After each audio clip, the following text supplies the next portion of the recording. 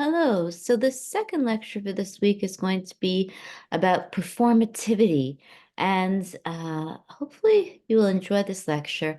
I wrote extensively about performativity, and I drew on Judith Butler's work in my PhD dissertation and subsequent publications. So it's a theory that I'm familiar with, and some of the other articles on the syllabus I'm less familiar with in terms of the kind of references that the authors draw upon, but I have been, I guess, using Judith Butler's work as an academic for several years. So hopefully I can explain performativity to you and also engage in a discussion about the importance of Butler's work. So this is a clip about performativity.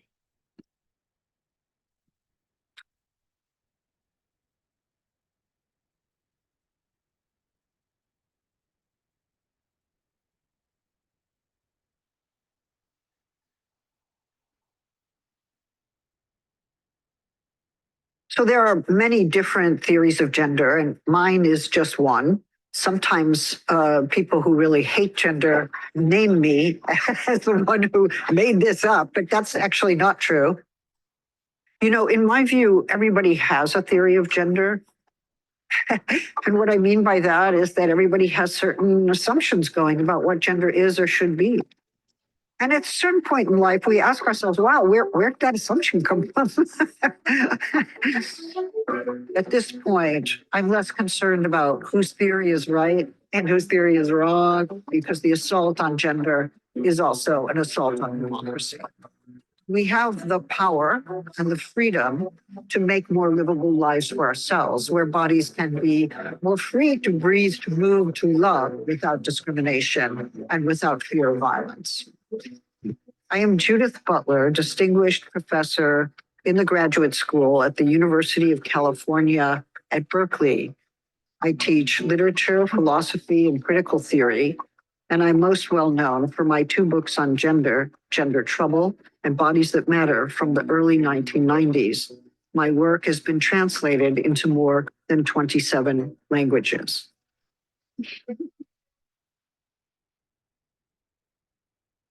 I insist that what it is to be a woman, or indeed what it is to be a man or any other gender, is an open-ended question. We have a whole range of differences, biological in nature, so I don't deny them, but I don't think they determine who we are in some sort of final way. At the heart of these controversies is the distinction between sex and gender. But what is that distinction? How do we think about it? Sex is generally a category that is assigned to infants that has importance within medical and legal worlds. Gender is a mix of cultural norms, historical formations, family influence, psychic realities, desires and wishes, and we have a say in that. My early life was affected by the 1960s and the social movements that took shape during that time. I grew up on the east side of Cleveland, part of a Jewish community. And by the time I was in high school, I was politically active, but I was also taking university courses in philosophy. In my 20s, I came to see that it was not just the Jews who were apprehended and extinguished by the Nazi regime.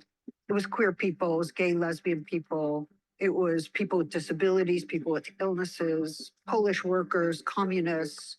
And my sense was that one needed to widen the lens and see that many people have been subject to genocidal politics, and to understand that there are different forms of oppression. I remain convinced that one does need to know history in order to make sure it does not repeat, and that one wants justice not just for the group to which one belongs, but for any group that suffers in a similar way. in the 70s and 80s, I was part of a movement of people who were rethinking gender during that time. Queer theory was emerging. It was in a complicated conversation with feminism. Trans issues had not yet surfaced as part of our contemporary reality. So it was a moment in which we asked questions like, what has society made of us and what can we make of ourselves?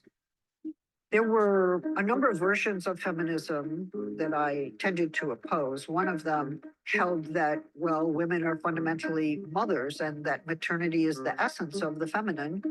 And then a second one thought that feminism was about sexual difference, but the way they defined sexual difference was always presumptively heterosexual. And both of them struck me as wrong.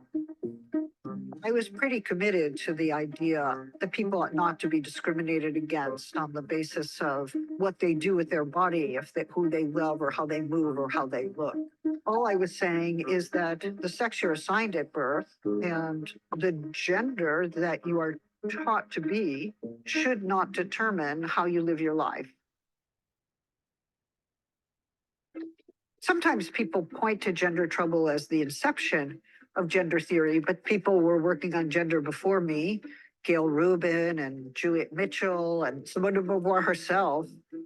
Simone de Beauvoir was an existential philosopher and a feminist philosopher who wrote The Second Sex in the 1940s. The basic point was that one is not born a woman, but rather becomes one, that the body is not a fact. She opened up the possibility of a difference between the sex you're assigned and the sex you become. Gail Rubin was an anthropologist and remains an anthropologist who wrote an extremely influential article called The Traffic in Women. And what she tried to say was that the family was a structure whose task it was to reproduce gender. And one of the aims it had was to kind of keep heterosexuality looking really normal. And although it was part of feminist anthropology at the time, it allowed us to start thinking about gender as something that could be reproduced, crafted, cultivated, and that there were systems, frameworks to which gender belongs. There was one other dimension of Rubin's work, which was, interestingly, psychoanalysis. She basically said, well, maybe there's a whole lot of repression going into becoming a man and a whole lot of repression going into becoming a woman. And that one of the things we have to do is to conform with existing gender norms is to rule out all those possibilities of being, feeling, doing, loving that don't line up with the gender norms that are governing our lives. So anthropology, psychoanalysis, they all had their place in that moment way before gender trouble emerged on the scene. I think at the time that I wrote Gender Trouble, people treated gender as if it was a natural fact or a sociological reality, but they didn't treat it as something that you could make and remake. Performance is important to the extent that we do enact who we are. And anybody in performance studies actually knows that there are performances that we do in our lives that are not mere performance, they're not fake. When performative was first coined as a word, the philosopher J.L. Austin was trying to understand legal utterances. So when a judge says, I declare you man and wife, you become man and wife once that declaration has happened. That's not fake. That happened. Now, what if we were to say that in enacting our lives as a particular gender, we are actually realizing that gender anew. We are making something real happen. When gay and lesbian people started coming out, or when trans people started living openly, something changed in the world.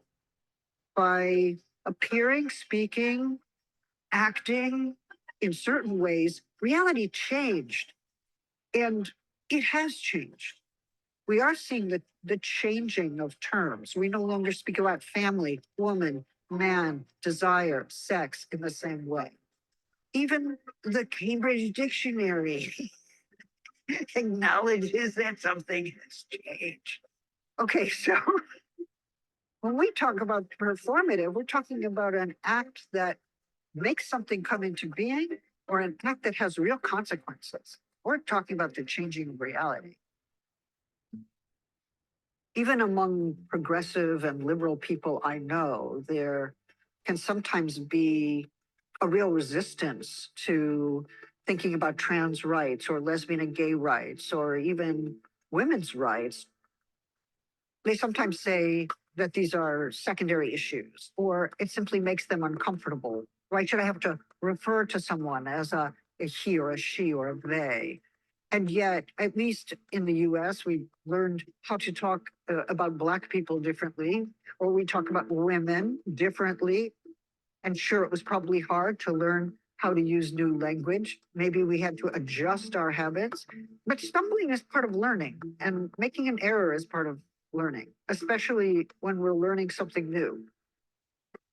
Sometimes we can all be vitriolic, right? Some certain statements will set me off and I will scream. But if I only were to do that, then I would never be having a conversation with anyone. I think we all want to be the moral center of our universe. Like, that's right, that's wrong. You're canceled, you're not. You're with me, you're against me. But we have to allow ourselves to be challenged and accept the invitation to revise our ways of thinking, because that's the only way of being open to people who are trying to make their claim, sometimes for the very first time, to be heard, to be known, to be acknowledged. Now I'm less interested in defending a theory of gender. I'm much more concerned with finding creative and effective ways of countering the attack on gender. One problem is that many people who refuse to allow trans people to define themselves is that they feel that their own self-definition is destabilized. The idea that we can change reality, transform reality to be more open, inclusive, just, less violent. There's an instability in that that's very frightening to people who want to understand their genders as fixed. But is anybody's gender necessary and universal, or is it a complicated emergence that happens with each of us? Our deepest sense of self is also formed in time, and we can't always know in advance what that will be. Freedom is a struggle because there's so much in our world that's telling us not to be free with our bodies. And if we are seeking to love in a free way, to live and move in a free way, we actually have to struggle to claim that freedom. When we live in a democracy, we assume that we're living according to certain principles: equality, freedom, justice. And yet we're constantly learning what freedom is and what equality is and what justice can be. And those challenges, right? The anti-slavery movement, the suffrage movement, the movement for LGBTQIA plus rights. I mean, each of those struggles involve challenging people's existing ideas of who's equal, who has the right to be free, and how do we define justice? We are all the time struggling to achieve that goal. We need to reoccupy these notions and show that concerns with racial justice and gender equality and gender freedom are an integral part of any democratic struggle, especially if we want to rethink who the people are and what it means for them to live in freedom without fear. Let's just wrap up the gender stuffs. Unless you want to take a break from gender, we can go back to that. Do you want to let me give you the prompt for the last few minutes? My whole life I've wanted to take a break from gender. I can never take a break from gender. Get smarter, faster with videos from the world's biggest thinkers. So that is a clip of Judith Butler and Butler's theory of performativity. So firstly, we'll discuss what performativity is. Then we will talk about how we can use the concept of performativity to think about gender and power. And I'll refer to India because I've done research about hijras in India and also about protest and gender-based violence and protest against gender-based violence. And then finally, I'll ask this question: how can performativity be used in conducting research? And I'll give some examples. So firstly, performativity. Gender performativity is a term created by post-structuralist feminist philosopher Judith Butler in her 1990 book, Gender Trouble, which has subsequently been used in a variety of academic fields that describes how individuals participate in social constructions of gender. Then these questions emerge. Firstly, then I'll just describe my understanding of performativity. So performativity is not performance. It is not an actual theatrical performance that we're engaged in. So the example that Judith Butler gives is the scene of a hospital where a child is born and a medical doctor says, "It's a girl" or "It's a boy." And the doctor kind of shouts this out. And what Butler would argue is that this utterance is not a description. It is a performative utterance that constructs gender difference at birth and assigns one a gender identity at birth.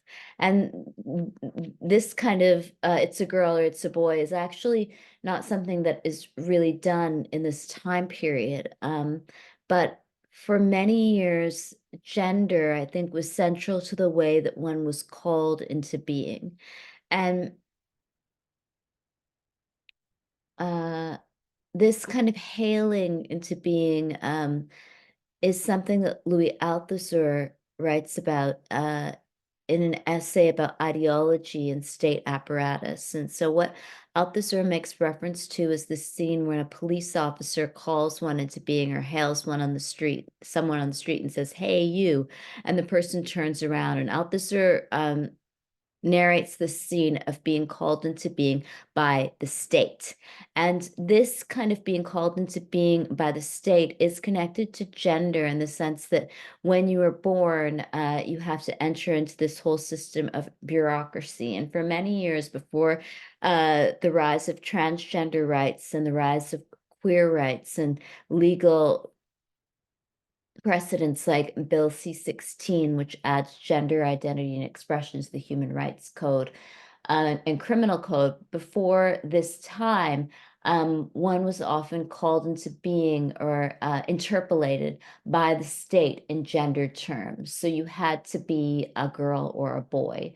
And this was something that was really up to institutional actors like doctors to decide or decree.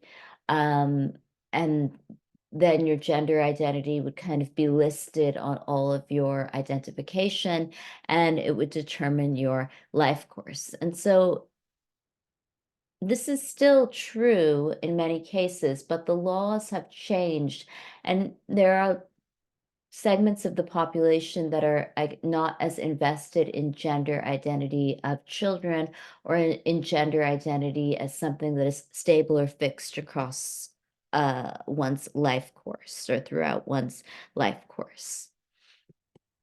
So is there a way to link the question of the materiality of the body to the performativity of gender? And how does the category of sex figure within such a relationship? Consider first that sexual difference is often invoked as an issue of material differences. Sexual difference, argues Butler, however, is never simply a function of material differences, which are not in some way both marked and formed by discursive practices. So what Butler is arguing is that one must have an existing binary framework of male or female in order for this sexual difference of male or female to exist. So it is not as though this language just exists on the body. When you're born, you don't have the word female actually like written on your body as a birthmark. Language obviously creates the materiality of this gender binary and its difference. from a political perspective, what is interesting about Judith Butler's work is that the author makes reference to the consequences of not upholding gender.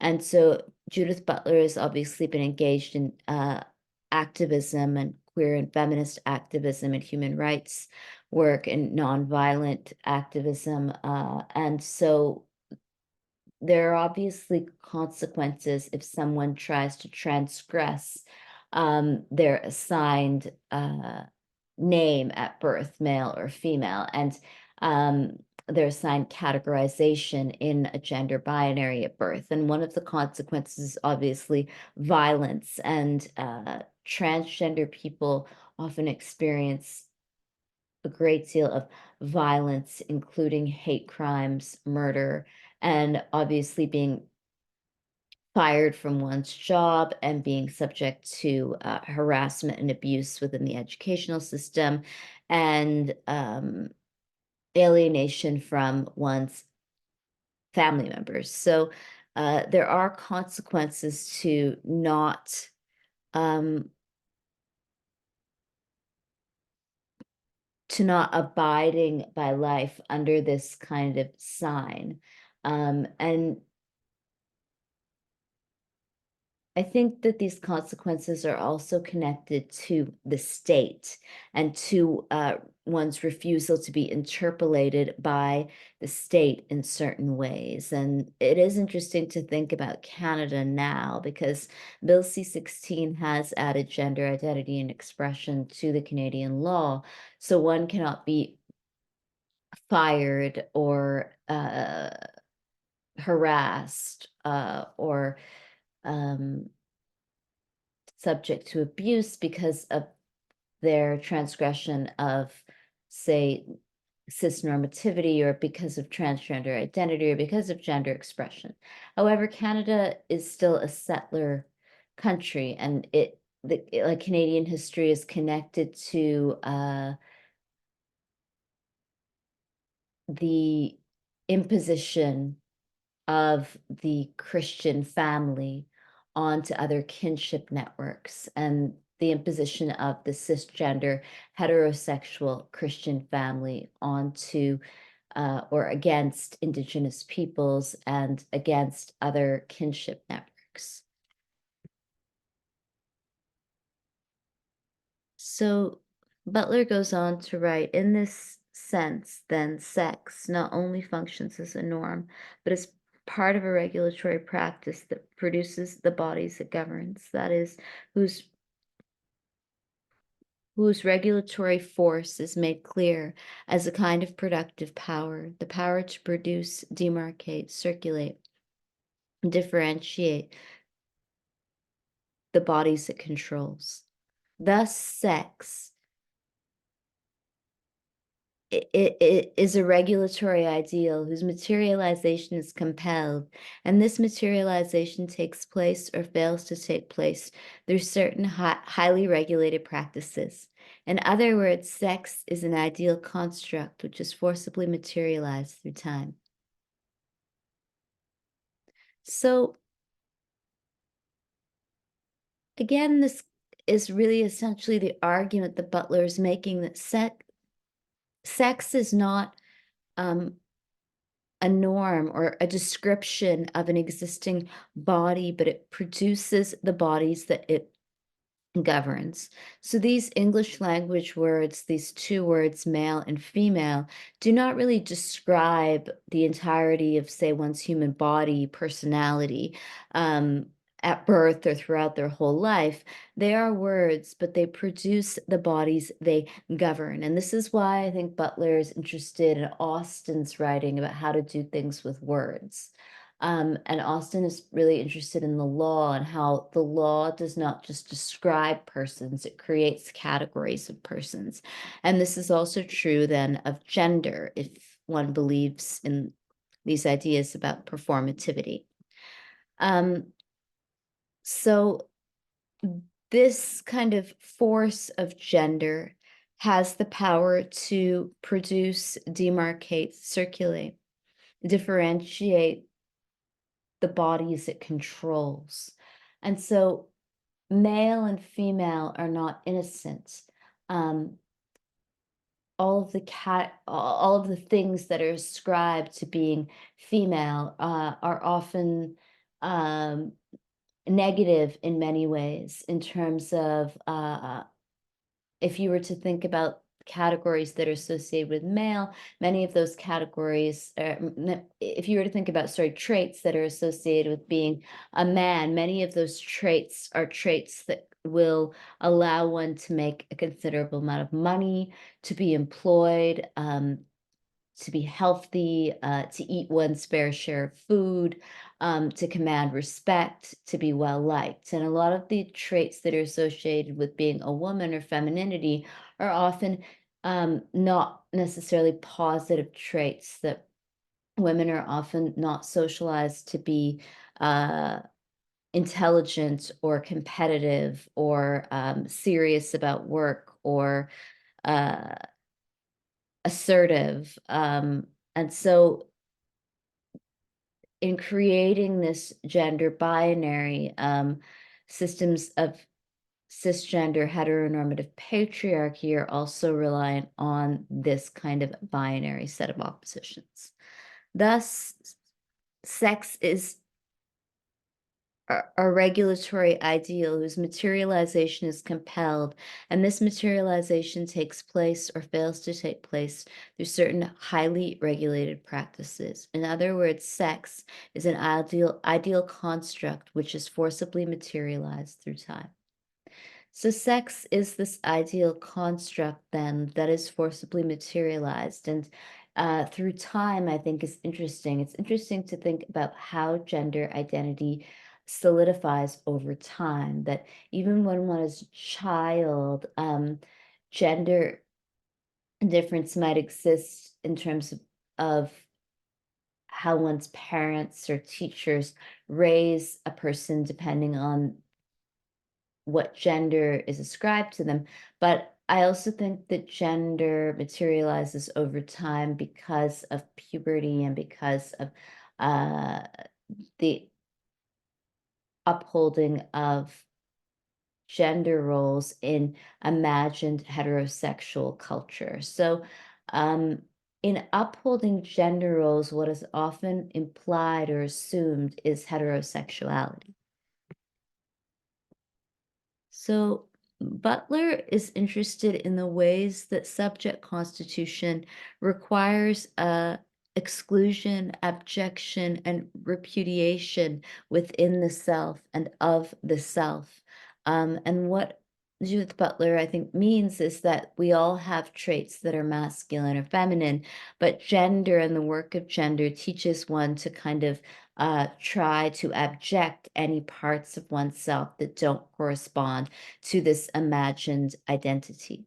The subject is constituted through the force of exclusion and abjection, one which produces a constitutive outside to the subject, an abjected outside, which is, after all, inside the subject, as its own founding repudiation. The forming of the subject requires an identification with the normative phantasm of sex, and this identification takes place through a repudiation which produces a domain of abjection, a repudiation without which the subject cannot emerge. So in order to emerge as a properly gendered person, one has to kind of repudiate certain characteristics. And these forms of repudiation can happen again and again throughout the life course. Even everyday things like removal of hair or the way that one speaks with a certain voice, but also certain even traits like being pleasing or nice to others or being assertive or aggressive. Like, these are all things that one does to kind of perform gender, but in order to properly kind of be gendered, you have to repudiate or abject certain parts of yourself that might be masculine or feminine, depending on what sign you are supposed to perform under. And if someone does not do this and transgresses gender norms, obviously there are many people who do transgress gender norms, but what interests many people who write about Judith Butler's work and what interests Judith Butler, I think, in many essays and books is thinking about human rights, that when people do transgress gender norms, if somebody was to accept that they have masculine or feminine characteristics which don't correspond to this imagined cis gender heteronormative identity, will there be consequences for gender transgression? And in many cases, the answer, I think, is still yes. C16 is comprehensive legislation, and it does exist in Canada, but it exists to protect many transgender workers who are still fired from their jobs, and it exists to protect people from hate crimes that still happen on a regular basis. So Butler writes, we may believe that our subjectivity is the source of our actions. But Butler contends that our sense of independent, self-willed subjectivity is really a retroactive construction that comes about only through the enactment of social conventions. And when I post the slides online, I'll make sure to have the quotes. This is actually, I think, from an article where someone drew on Judith Butler's work, but the quote is from Judith Butler, who writes, "Gender cannot be understood as a role which either expresses or disguises an interior self, whether that self is conceived as sexed or not. As performance, which is performative, gender is an act broadly construed, which constructs the social fiction of its own psychological interiority." So it's interesting to think about the relationship between the interior self and this external set of performatives. And one could argue that there is no real gendered self behind the expression of gender as a set of conventions, including linguistic conventions and including aesthetic and embodied conventions that we follow and we abide by. And of course, when I say we, I mean not everyone does abide by these gendered constructions. Many people do transgress gender norms throughout the course of their lives, and quite clearly with a political kind of imperative. However, I think gender and the work of gender uh, is still something that is really with us every day. And over generations, there are a lot of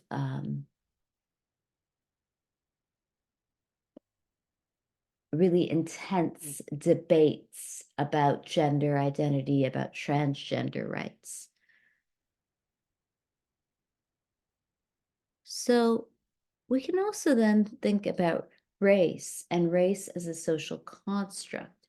So in the previous lecture, I drew on Patricia Hill Collins' work, Black Feminist Thought, to discuss ideas of wellness and normativity and the ways that norms regarding labor are often internalized and also externalized in ways that construct ideas of health as being kind of an ideal that one strives for in order to do labor for others. And Hill Collins' work kind of questions the relationship between histories of labor, exploitation, misogynoir, and health and wellness.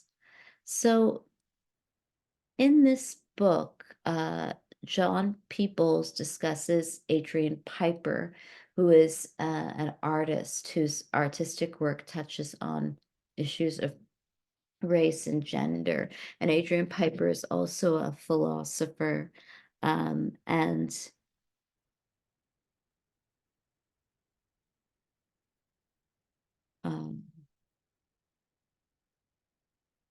so Yeah, Adrian Piper is an American conceptual artist and Kantian philosopher. So in this book, Bowles discusses the work of Adrian Piper and writes, what seems most important is to call into question the workings of discourse and recognize its imbrication in concepts of race. Toni Morrison has argued that we do not typically do this because we have been raised not to call attention to race.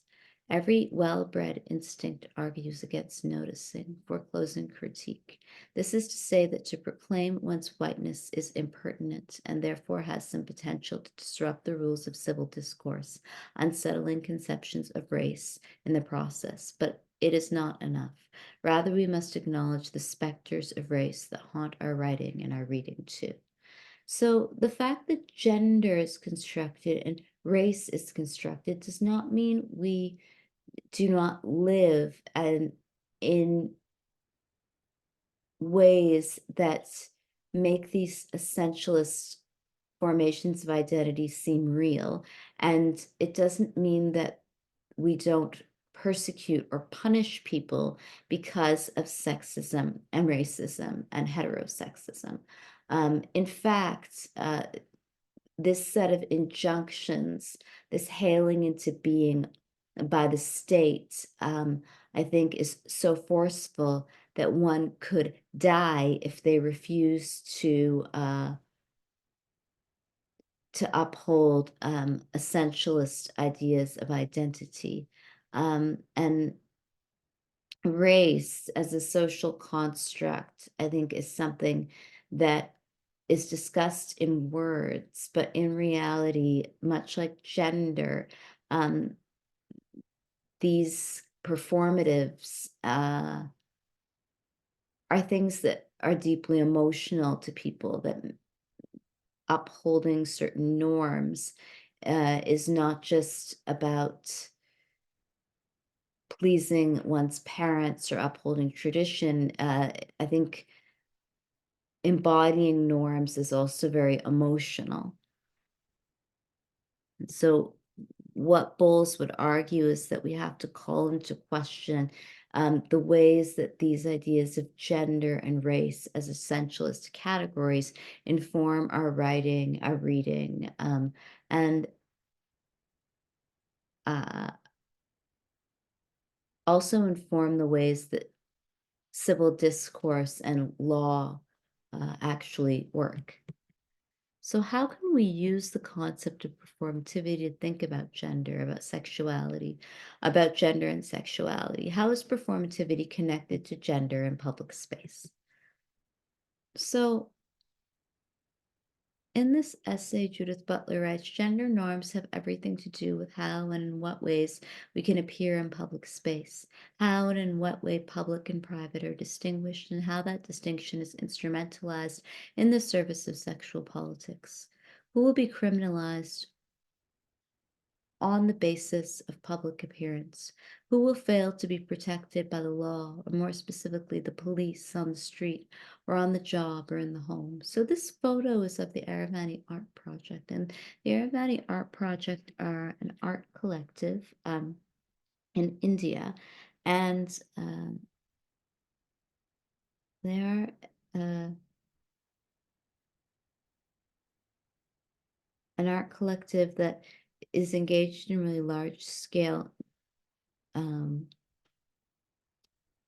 mural work. So the Ayurvedic Art Project aims to embrace the people from the transgender community, friends of the LGBTQIA communities, and a few cis allies.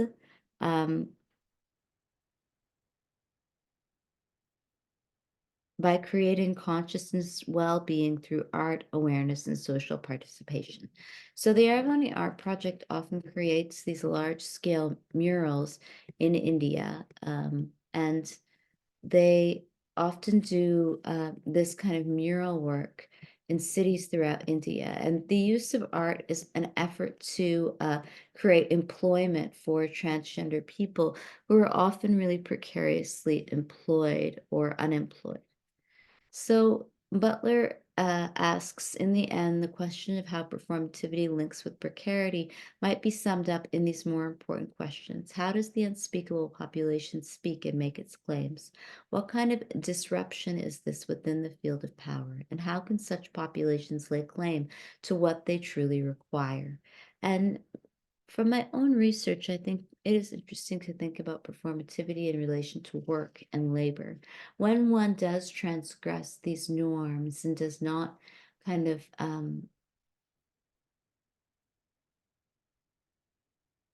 allow oneself to be interpolated into state order, when does if someone does resist this kind of hailing into being, that what happens to them over time and across a life course?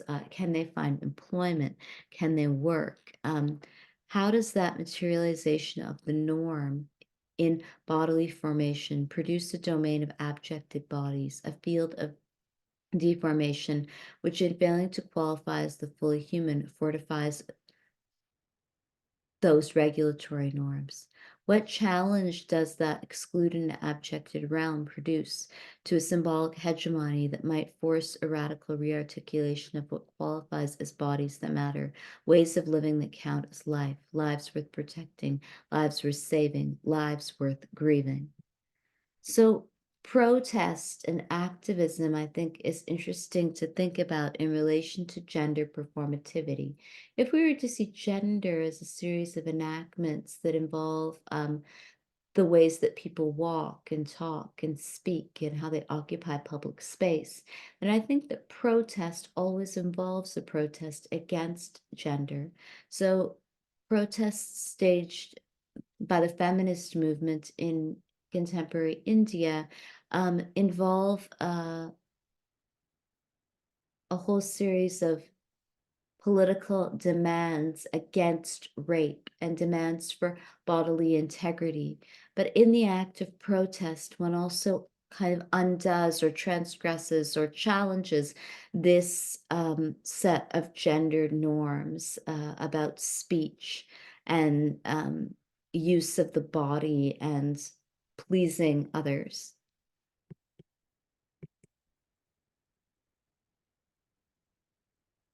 So, as I mentioned, the Aravani Art Project are an art collective, and they are a woman and trans women art collective, which involves a collaboration public art wall art project to raise voice and awareness of the friendship between trans women and women in public spaces.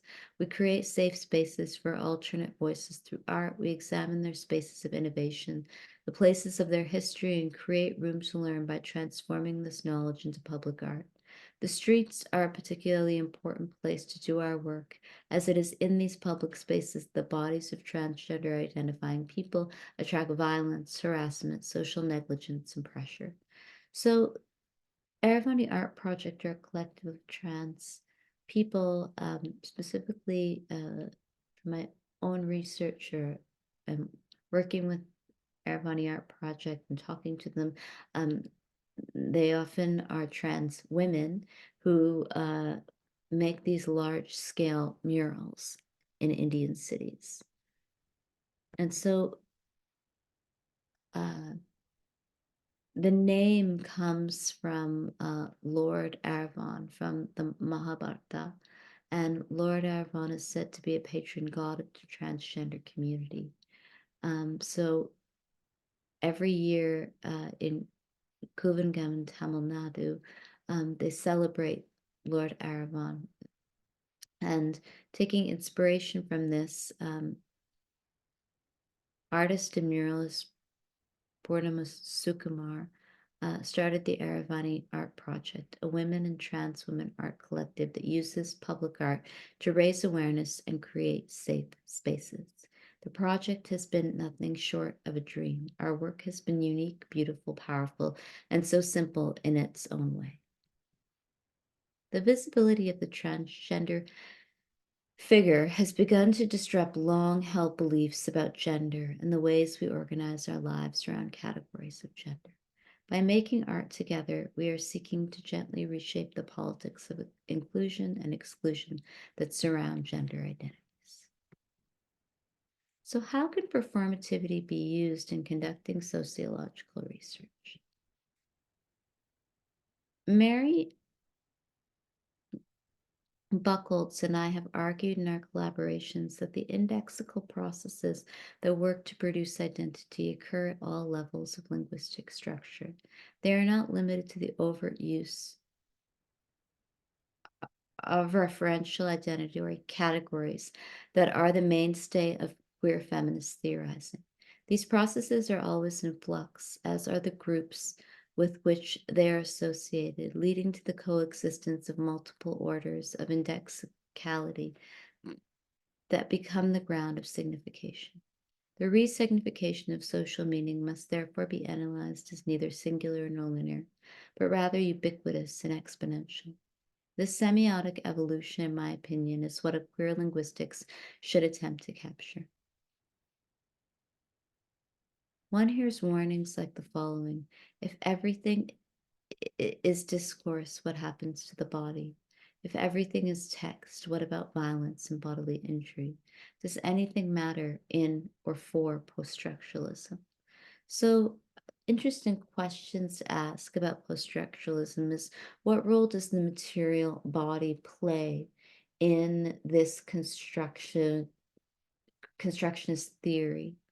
The category of women does not become useless through deconstruction, but becomes one whose uses are no longer reified as, quote, reference, and which stand a chance of being opened up, indeed, of coming to signify in ways that none of us can predict in advance. Surely it must be possible both to use the term, to use it tactically, even as one is, as it were, used and positioned by it, and also to subject the term to a critique which interrogates the exclusionary operations and differential power relations that construct and delimit feminist invocations of women.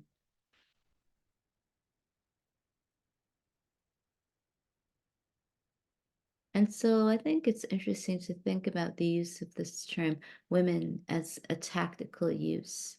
And to also critique and interrogate the ways that the term also involves exclusionary operations. I think this is particularly true now because of TERFs. It's also interesting to think about how this category of women and woman exists in the law, and in the eyes of India and Indian law, a woman can be raped by her husband. And it's very clear that it is a woman or a wife who can be raped by her husband. And the ways that the category of women and woman appear in cases of rape and rape law is really interesting. And it's obviously something that one should be critical of.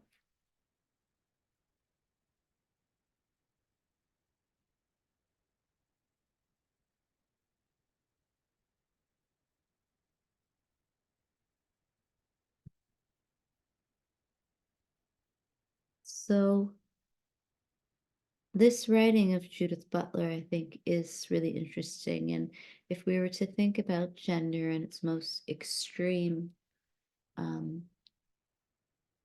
I think pathological uses, the categories of gender sometimes determine who can live and who is killed. And I think they can also determine who will be raped. And hijras are the term hijra is the term that's often used to refer to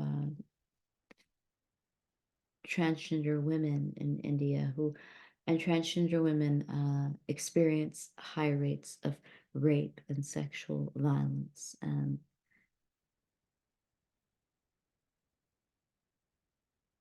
So calling gender into question is also a way of calling violence into question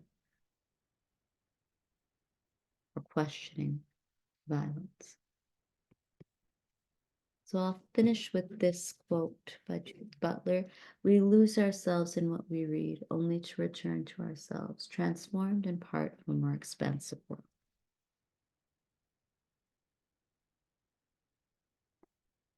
So that is the lecture, and that's the second lecture for this week. And hopefully you've enjoyed the lectures thus far, and please feel free to contact me with any questions or concerns. And I look forward to reading your first papers or first assignments. Thank you.